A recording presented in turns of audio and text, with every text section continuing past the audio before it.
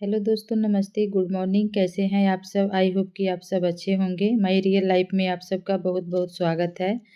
इस टाइम सुबह का 10 बज रहा है और नहा करके मैं आ गई हूँ। तो आज मुझे ना स्क्रब करना है, क्योंकि लंबा टाइम हो गया है स्क्रब किए हुए, तो फेस जो है वो थोड़ा डल दिख रहा है। तो सबसे पहले हम थोड़ा गुलाब जल से फेस को पहले गीला कर लेंगे और उसके बाद से हम स्क्रब करेंगे। हम स्क्रब 1 सप्ताह से 10 दिन के अंदर कर लेते हैं, लेकिन ये थोड़ा लंबा टाइम हो गया है स्क्रब किए हुए। अगर थोड़ा लंबा टाइम हो जाता है स्क्रब किए हुए और मेरा फेस से अगर ध्यान हटता है, तो मेरे फेस में जो है कील मुहासे निकलने लगते हैं। तो यहाँ पर मैं हिमालय का स्क्रब यूज़ कर रही हूँ, क्योंकि हिमालय का जो है नीम का स्क्रब है, तो मेरे में सूट करता है, तो इसलिए मैं हिमालय का स्क्रब लगा रही हूँ। 2 से 3 मिनट तक हम स्क्रब करेंगे और उसके बाद गीले टॉवल से फेस को पोंछ लेंगे। फेस को हमें धोना नहीं है, थोड़ा-सा गीला टॉवल करके और फेस को हम अच्छे से पोंछ लेंगे। और ये देखिए स्क्रब करने के बाद फेस जो है कितना लाइट दे रहा है। जब स्क्रब करते हैं तो जितने भी धूल-मिट्टी, गंदगी फेस पे जो जमा रहता है, सारा निकल जाता है और फेस अच्छे से क्लीन हो जाता है। 1 सप्ताह या 10 दिन पर स्क्रब कर लेना चाहिए, क्योंकि जो भी धूल-मिट्टी पड़ा रहता है फेस पे वो निकल जाता है। और अब हम ना कोल्ड क्रीम लगा लेंगे फेस पे, क्योंकि मेरा फेस जो है वो ड्राई है और इस समय सर्दी का मौसम है, तो कोल्ड क्रीम नहीं लगाएँगे तो फेस जो है रूखा-रूखा हो जाएगा। तो पहले हम कोल्ड क्रीम लगा लेते हैं और ये पॉन्ड्स का कोल्ड क्रीम है। कोल्ड क्रीम लगाने के बाद अब हम लगाएँगे लैक्मे का सन एक्सपर्ट, क्योंकि सर्दी का मौसम है, धूप उतना तेज़ नहीं निकलता है, लेकिन फिर भी हल्का-फुल्का तो धूप निकला ही रहता है। सर्दी का मौसम है, लेकिन थोड़ा बहुत तो हम धूप में बैठते ही हैं, तो इसके लिए सन एक्सपर्ट लगाना ज़रूरी रहता है, ताकि हमारा फेस जो है वो ख़राब ना हो सूर्य के रोशनी से। यहाँ पर मैं लैक्मे का सन एक्सपर्ट यूज़ कर रही हूँ, आप चाहे तो किसी भी कंपनी का यूज़ कर सकते हैं, कोई ज़रूरी नहीं है कि लैक्मे का ही यूज़ करें।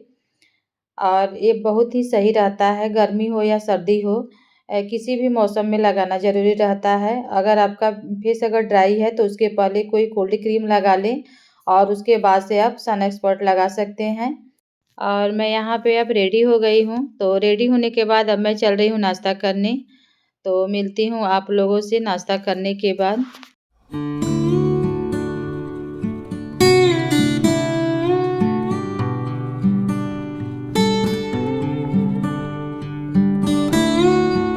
नाश्ता करने के बाद अब मैं लग गई हूँ दोपहर का खाना बनाने, क्योंकि अब बच्चे स्कूल से आएँगे। बड़ी वाली बेटी तो मेरी आ गई है, उसका एग्ज़ाम चल रहा है, तो उसका 12 बजे ही छुट्टी हो जाता है और दोनों बच्चे मेरे ढाई बजे आएँगे, तो इसीलिए मैं दोपहर का खाना बना रही हूँ।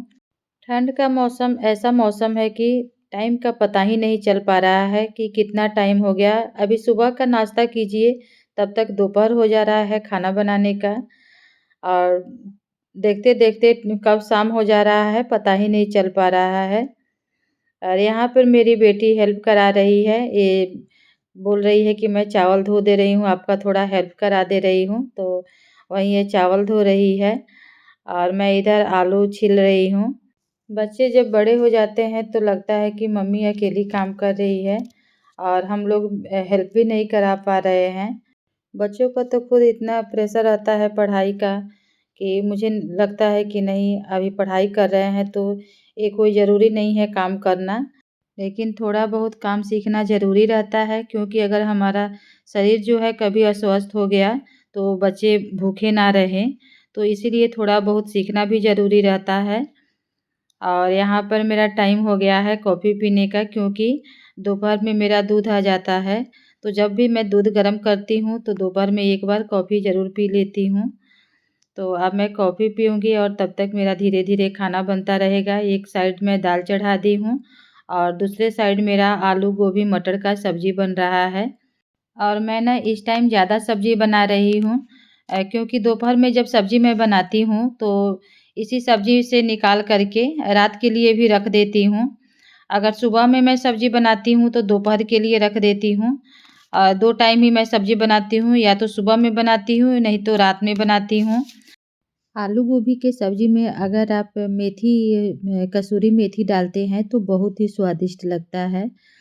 और यहाँ पर मार्केट से दाल खरीद कर आया है, तो उसी को डब्बा में रखना है। तो जो चीज़ ख़त्म होता है, खरीद कर आता है और उसी टाइम हम डब्बे में रख देते हैं, तो ये भी काम हाथों हाथ हो जाता है।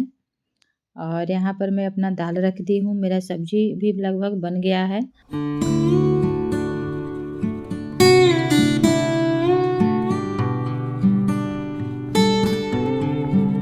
और खाना वगैरह हो गया है और यहाँ पर मैं बैठी हूँ साग तोड़ने के लिए। मार्केट से साग खरीद कर आया है, तो उसी को तोड़ना है। पालक का साग है और फूल गोभी है, मटर है, तो मटर को भी छीलना है। और मेरा प्याज ख़त्म हो गया है, तो प्याज को भी छील करके और इसे धो करके हम जार में रख लेंगे। फ्रिज में रखने के लिए प्याज छील रही हूँ। इन सब चीज़ों को इकट्ठे बैठ कर के साफ़ कर लेती। और हाँ, आप लोगों के साथ ना एक रेसिपी शेयर कर रही हूँ, ये है महुआ। इसके बारे में किस-किस को पता है कमेंट में ज़रूर बताइएगा। महुआ का हमें पूड़ी बनाना है, इसका ना पूड़ी बनता है। और इसे मैं पहले 4 से 5 पानी अच्छे से धो दी हूँ और इसे भिगा करके 2 घंटे के लिए रख देंगे, ये अच्छे से फूल जाएगा। तो जब तक महुआ फूल रहा है, तब तक हम आगे का काम कर लेते हैं। तो जो मार्केट से साग और सब्ज़ी आया है, इसी को पहले मैं धो ले रही हूँ, तब तक हमारा महुआ भी फूल जाएगा। और इस समय ना डिनर का टाइम है, तो रात में बना रही हूँ महुआ का पूड़ी। और किस तरीके से बना रही हूँ आपको इसका रेसिपी दिखाऊँगी। तो पहले मैं सारे साग सब्ज़ी को धो ले रही हूँ, धो कर के रख देंगे तो रात भर में ये पानी जो है अच्छे से सूख जाता है, इसका पानी निकल जाता है। साग को हम अच्छे से धो लेंगे। साग को काटने के पहले ना 2-3 पानी अच्छे से धो लेते हैं, उसके बाद हम काटते हैं। और यहाँ पर जो महुआ है वो फूल गया है, ये देखिए ये अच्छे से फूल गया है और ये बहुत ही फ़ायदा वाला चीज़ होता है। तो इसे हमें ग्राइंड करना है, तो एक जार में इसे ले लेंगे और इसे हम ग्राइंड कर लेंगे। इसे आप दूध में डाल करके फुला करके और इसे पीस करके आप पी सकते हैं। इसे दूध में मिला कर के पीने से दर्द वगैरह में बहुत ही काम आता है, इससे बहुत ही आराम मिलता है। जब मैं गाँव में थी ना, तो ये हमारे घर बहुत आता था महुआ और हम लोग इसका पूड़ी बना कर के खाते थे। मेरे यहाँ बहुत बड़ा इसका पेड़ है, तो वहीं से आता है ये। और इसे चुन करके रख लिया जाता है और ये कई साल तक रह जाता है। और महुआ को पीस करके दूध में घोल करके पिया जाता है, तो शरीर में का जो दर्द होता है, वो आराम रहता है, इससे दर्द वगैरह ठीक रहता है। तो पहले हम इसे इस तरीके से पीस लेंगे और इसे हम 2 बार में पीसे हैं और ये अच्छे से ग्राइंड हो गया है। इसे मैं पीस करके एक साइड में रख दी हूँ। और अब हम चीनी का घोल तैयार करेंगे। तो ठंडे पानी में हम चीनी को घोल करके और इसमें डालेंगे हम। इसे आप ना मीठा में भी बना सकते हैं। जब हम गाँव में बनाते थे इसको, तो मीठा डालकर ही बनाते थे। चीनी में लोग कम खाते थे और मीठा में ज़्यादा खाते हैं। लेकिन यहाँ पर मैं चीनी में डाल कर के इसे बना रही हूँ।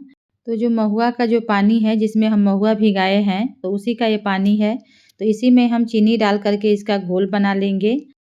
इस टाइम तो इसे पीसना आसान हो गया है, क्योंकि मिक्सी जार में हमें पीसना रहता है।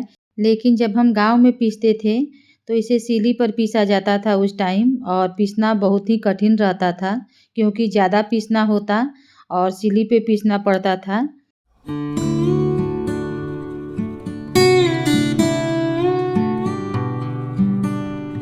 जब तक चीनी घुल रहा है, तब तक मैं आगे का काम कर ले रही हूँ। और इस सब्ज़ी काट रही हूँ सुबह ब्रेकफ़ास्ट में बनाने के लिए। तो ब्रेकफ़ास्ट का भी तैयारी मैं रात में ही कर लेती हूँ, क्योंकि सुबह में जल्दी-जल्दी बनाना रहता है, बच्चों का टिफ़िन बनाना रहता है। तो इसीलिए मैं रात को ही तैयार करके रख लेती हूँ। और इसे ना मिक्स वेज सब्ज़ी बनाना है, आप लोगों के साथ इसे शेयर करूँगी जब बनाऊँगी तो। ये सब साग और सब्ज़ी मिला कर के बनाती हूँ, बहुत ही टेस्टी बनता है। और मेरे यहाँ एक कुकर सब्ज़ी बनता है और पूरा चट हो जाता है, इतना टेस्टी होता है। तो पहले मैं इसको काट करके रख ले रही हूँ और ये पालक का साग है, आलू वगैरह सब डाल कर के बनाती हूँ। अगर इस तरीके से प्लानिंग के साथ अगर काम करते हैं, तो काम करना बहुत ही आसान हो जाता है और हर काम आप टाइम से कर भी सकते हैं। जितना भी मैं सुबह का काम रहता है, मैं रात में कम से कम निपटा लेती हूँ। लगभग सोचती हूँ कि आधा काम मैं रात में ही करके सोऊँ। किचन वगैरह मैं रात में ही क्लीन कर देती हूँ कि सुबह उठने के बाद ये सब नहीं करना पड़े। और किचन जब मैसी दिखता है तो जब सुबह आप उठिए और किचन जब मैसी-मैसी दिखता है तो काम करने का मन नहीं करता है और पहले ही तबीयत ख़राब होने लगता है। तो इसीलिए जो भी बर्तन वगैरह धोना रहता है, मैं रात को ही धो लेती हूँ और किचन को क्लीन करके सोती हूँ। ये तो काम हो गया। तो अब हम आटा गूँथ लेंगे। आटा इसमें कोई लिमिट नहीं रहता है कि इतना ही डालना है, क्योंकि जैसे-जैसे हम आटा डालेंगे और इसमें जो पिसा हुआ महुआ है, तो जितना ये आटा माँगेगा उतना इसमें डालना पड़ेगा। तो आटा तो ऐसे ज़्यादा लग जाएगा, लेकिन हम उतना आटा नहीं डालेंगे। थोड़ा-सा महुआ में से निकाल कर के रख देंगे। आधा आज बना लेंगे और आधा जो बचेगा उसको हम कल बना लेंगे। तो इतना हम डो तैयार किए हैं। तो इसमें आटा का कोई लिमिट नहीं रहता है। आटा गूँथने के बाद इसे हम ढक देंगे और 5-10 मिनट के लिए छोड़ देंगे ताकि आटा सेट हो जाए। तब तक हम बाकी के काम निपटा लेते हैं। आज ना मुझे मलाई से घी निकालना है, तो मलाई से घी निकालने के लिए मलाई को मथ करके रख ली हूँ और अब हम इसका घी निकाल लेंगे। तो एक पैन को गरम कर लेंगे और इसी में लैलून को हम पैन में डालेंगे और इसका हम घी निकाल लेंगे। घर का जो घी होता है बहुत ही शुद्ध होता है और खाने में टेस्टी भी लगता है। और जब घी निकालनी न इतना खुशबू महकता है, इतना खुशबू देता है कि पूरा घर एकदम खुशबू से भर जाता है। थोड़ा-थोड़ा मलाई इकट्ठा करके और हम घर पे ही घी निकाल लेते हैं। जो भी हमारे यहाँ दूध आता है उसी दूध से हम मलाई निकालते हैं। और जब मलाई 1 सप्ताह 10 दिन इकट्ठा किए हुए होता है, तब हम इसका घी निकाल लेते हैं। तो चलिए दोस्तों, एक साइड घी निकलता रहेगा और अब हम अपना पूड़ी भी बना लेंगे तब तक। तो एक साइड हम कढ़ाई रख दे रहे हैं गरम होने के लिए और तब तक फटाफट हम पूड़ी बना कर के निकाल ले रहे हैं। जितना बड़ा लोई हम रोटी के लिए लेते हैं उससे थोड़ा-सा बड़ा हम लेंगे लोई और उसका हम पूड़ी बनाएंगे। थोड़ा-सा इसे हम मोटा रखेंगे और इसे बेलने के लिए सूखे आटे में कोट करेंगे और इसे हम बेल लेंगे। जब तक पूड़ी हम बेलेंगे तब तक कढ़ाई में तेल डाल कर के रख देंगे ताकि तेल अच्छे से गर्म हो जाए। और ये देखिए इतना मोटा हमें पूड़ी बनाना है, इसका पूड़ी इतना मोटा बनता है। तो गाँव में तो इसे हम तवा पर पहले सेकते हैं, उसके बाद से हम तलते हैं तेल में। लेकिन मैं डायरेक्ट इसे मैं तेल में तल रही हूँ इस तरीके से और इस तरीके से भी बहुत ही टेस्टी लगेगा। तो अगर आपको महुआ के बारे में पता हो तो एक बार बना कर के ज़रूर ट्राई कीजिएगा। बहुत ही स्वादिष्ट लगता है और बहुत ही बढ़िया चीज़ है ये। और इसके साथ मैं आलू गोभी मटर का सब्ज़ी बनाई हूँ। ये आलू गोभी मटर के सब्ज़ी के साथ बहुत ही स्वादिष्ट लगता है। महुआ का पूड़ी बहुत ही मुलायम और सॉफ्ट बनता है और बहुत ही फूला-फूला बनता है और खाने में तो इतना टेस्टी लगता है कि अगर एक बार आप खाइएगा तो आपको लगेगा कि हाँ, हम बार-बार खाएँ। और इसे आप कोई ज़रूरी नहीं है कि सब्ज़ी के साथ ही खा सकते हैं, आप इसे चटनी या अचार के भी साथ खा सकते हैं, बहुत ही टेस्टी लगता है। और ये देखिए कितना फूला-फूला पूड़ी बना हुआ है। और यहीं पे वीडियो का लास्ट कंप्लीट होता है क्योंकि वीडियो ज़्यादा बड़ा हो जाएगा। आपको ये मेरी वीडियो कैसी लगी कमेंट सेक्शन में ज़रूर लिखिएगा। अगर मेरा वीडियो आप पहली बार देख रहे हैं तो चैनल को सब्सक्राइब कर लीजिएगा और अपने प्यारे-प्यारे कमेंट से मुझे मोटिवेट करते रहिएगा। आपके एक कमेंट से मुझे बहुत बड़ा मोटिवेट मिलता है और वीडियो बनाने की आगे इच्छा करती है। तो मिलती हूँ अगले वीडियो में, तब तक के लिए बाय बाय।